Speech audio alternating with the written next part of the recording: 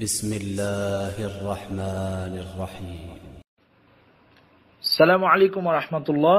আমাদের ইউসুফ ভাই প্রশ্ন করেছেন সাউথ কোরিয়া থেকে, যে গ্রামীণ যে মেলা আমাদের দেশে হয় সেই মেলাগুলোতে যাওয়া যাবে কিনা, কেনাকাটা করা যাবে কিনা। যে সম্মানিত ভাই, সাধারণভাবে মেলা বা বাজার ওগুলোতে যাওয়াতে কোনো অসুবিধা নাই, নিঃসন্দেহে আপনি যেতে পারবেন, কেনাকাটা করতে পারবেন।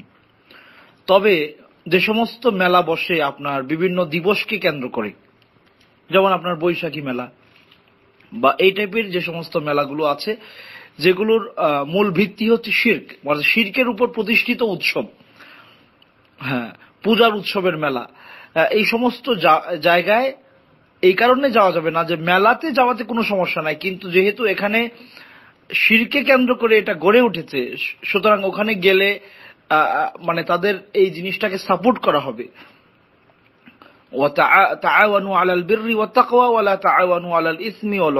তোমরা পরস্পরকে ভালো এবং কল্যাণের কাজে সহযোগিতা করো, একে অপরকে অকল্যাণ এবং খারাপ এবং গুনাহের কাজে সহযোগিতা করো না। সুতরাং শিরক সবচেয়ে বড় গুনাহের কাজ। সুতরাং কোনো উৎসব যদি, কোনো মেলা যদি শিরকের উপর প্রতিষ্ঠিত, শিরকে কেন্দ্র করে গঠিত হয়, সেখানে যাওয়া যাবে না। এমন উত্তর আমরা আগেও বৈশাখী মেলার ব্যাপারে দিয়েছিলাম, যেটা মেলাটা বাস্তবিকভাবে হালাল বিষয়, যেখানে কেনা বেচা হয়। কিন্তু যদি সেটা আপনার শিরকে আশ্রয় করে হয়, তাহলে সেটা অর্জিত হারামে পরিণত হবে।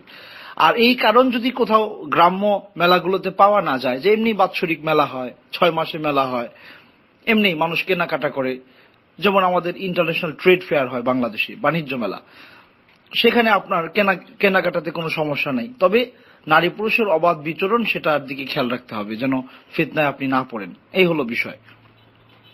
আশা করি ইনশাআল্লাহ বুঝতে পেরেছেন। আসসালামু আলাইকুম।